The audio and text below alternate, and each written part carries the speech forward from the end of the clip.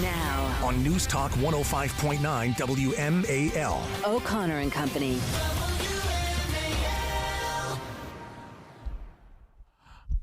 It's 7:06 here on O'Connor and Company. I'm Larry O'Connor, the Aaron Rodgers of talk radio. Apparently my best years are behind me. That's Julie Gunlock. I kind of love Jets fans. I mean, it's only... It's fabulous. You set that up yesterday. So funny about the American flag running in, and then he's out for the season now. He's out for the season. That was the thing. The Jets fans yesterday were like, okay, all right, it's just a setback, but he'll be back in, maybe 1 or 2 weeks. Out for the season. Oh. Coming up at 7:35, Max Eden on the hearing on book banning yesterday that sort of took a turn for the Democrats who wanted to vilify Republicans. At 8:05, Tom Newmark on the National School Walkout, and then Susan Friccio will join us at 8:35. And joining us right now, Dr. Robert Malone, as there is much more to discuss with Dr. Malone. We just had him on last week, and just in 7 days, Dr. Malone, so much has developed with regard to COVID-19, the CDC, and now the CIA. Thanks for joining us, sir. My pleasure. So your book is called Lies My Government Told Me and the Better Future Coming. And now, according to the CIA whistleblower, the CIA was involved in one of these big lies. According to this very credible witness, the CIA awarded 6 analysts financial incentives if they changed their findings. They were supposed to find out the origins of the COVID-19 virus. They came back and said it came from this lab in Wuhan. And upper management or somebody in the CIA gave them money to change the findings. How do you react to that, given everything that we've been through with this virus? So, first off, my understanding is there's actually 2 study groups that were set up by the CIA to make a determination about the origins of the virus. And one was pre-assigned to investigate the thesis that it came from the lab, the other that it was of natural origin. This is obviously troubling. This appears to be the group that was assigned to look in the laboratory origin. And my belief has been for quite a long time that this is pretty convincingly of laboratory origin, but that if the United States acknowledged that, and China acknowledged that, there would be an enormous wave of liability and political consequences. So they had to do anything they could to cover it up. What's fascinating here is we have some of the details of the willingness of the agency to cover this up on behalf of the government. If you think it through, can you imagine the legal liability globally if there's clear documentation that the U.S. funded the development of it? Sure. Well, and you're right, 100%. And leaving aside that part of it, though, which is huge, there's other ramifications here. And let me start with, because you'll hear people say, oh, what difference does it make? Let's just move on. With regard to determining the appropriate treatment, I'm asking you to put your doctor's hat on here. With regard to the appropriate treatment for this virus, or potentially an actual vaccine that might be a little bit more effective than what we're dealing with right now, or that sort of thing, how important is it to know whether this naturally occurred or was laboratory engineered? I mean, I would think that would make a big part of the decision-making process on how to address this and stop it. I think where that would really make a difference, and it would be a little bit at the margins, would be the realization that the engineering had occurred with this furin cleavage site, which the CIA and the internal officialdom was denying was the case in January, February, and March of 2020.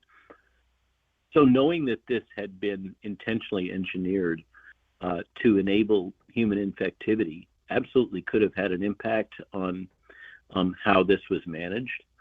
But I think for the most part, in terms of your audience, I don't think that this really would have made a whole lot of difference in the cascade of really mismanagement that we saw medically and otherwise. Well, it also made a difference politically in that when President Trump was saying, the China virus, or he was, saying that this was a lab leak, I mean, he definitely indicated that this was, a Chinese government, pandemic. He was, called xenophobic. He was called a racist. And so, this certainly strengthened those allegations, or at least gave some weight to those allegations.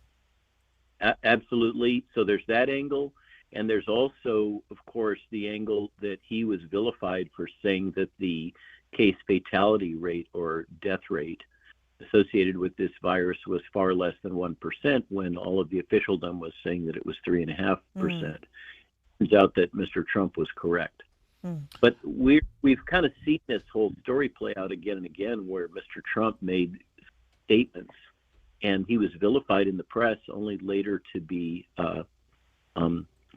confirmed as accurate in his comments. And the thing about calling it the China virus, what this would imply, this apparent testimony to the House Select Committee, is that our government was well aware very early on that through their funding and technology transfer activities, which were largely managed by the CIA, that's come out repeatedly, they had enabled the development of a weaponized coronavirus, which in some way entered the population, and they did so in collaboration with the Wuhan Institute of Virology and the CCP.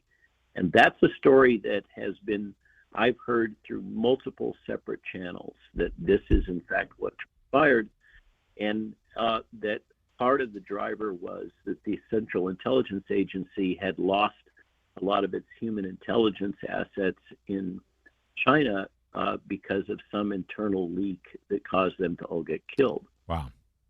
It sounds like you're pretty plugged in on this CIA story, Dr. Malone. I appreciate you shedding a little bit additional light on it for us. This is something that we're going to watch intently. I'd love for you to comment on another aspect of what our government did. Again, his book is called "Lies My Government Told Me," and I really commend his Substack to you too. Dr. Robert Malone's Substack is chock full of good information.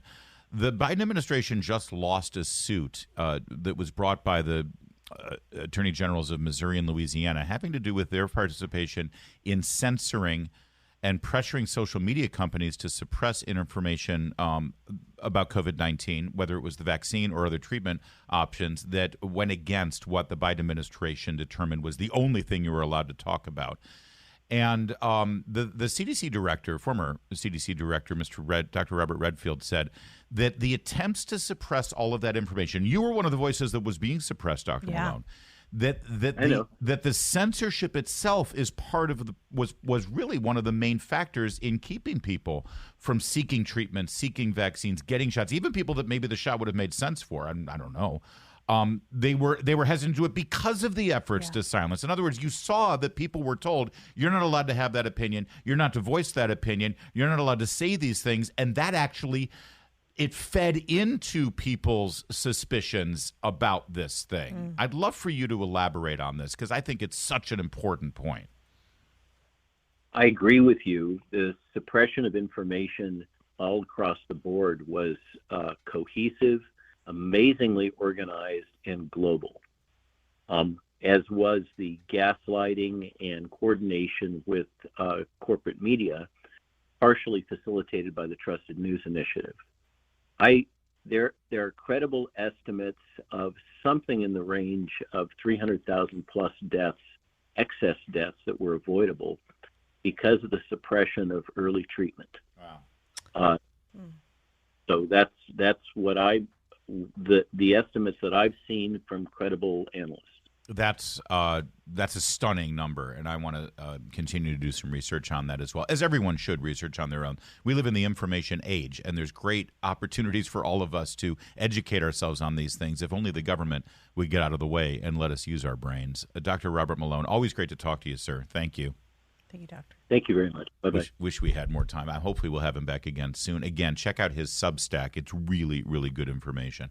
It's 7:16 now. Let's get to Jamie Whitten in the Hadid Carpet Cleaning Traffic Center. And Larry,